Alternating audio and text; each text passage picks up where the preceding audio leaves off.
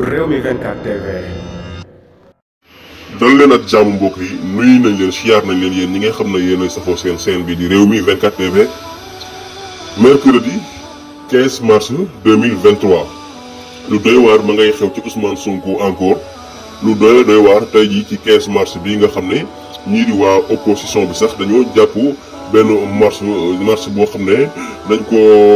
def fépp ci gox yeeg goxaan yeeg région yi maanaam ñëpp ñoo war a def marche boobu xam ngeen ne démb defoon nañ lii di siga meeting bi fële ca Parcelles waaye tey ji Ousmane Sonko lan la ko gendarmerie def lu doy waar la ci cité Keurgui maanaam daal li ñu def Ousmane Sonko mooy ak yelleefam dañ koo xañ jamono yi mu toll nii maanaam dañ ko placé résidence surveillée police gendarmerie daal ñoo nga foofu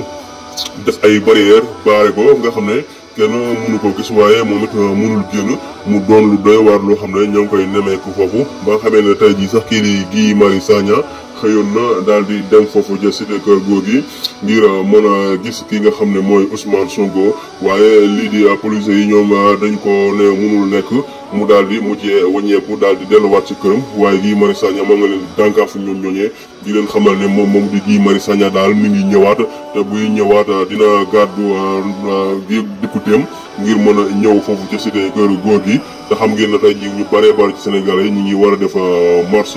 mi ngi nag ak yelleefu doomu aadama lañu xañ kii di Ousmane Sonko lu mu jógee rek jàll ca la ca des ginnaaw ba nga xamee ne siga meeting ba xewoon fële ca Parcelles démb def na fa discours bu doy waar boo xam ne Sénégalais yëpp seen biir xol la tàbb bi loolu moom la ñu nemeeku woon démb fële ca siga meeting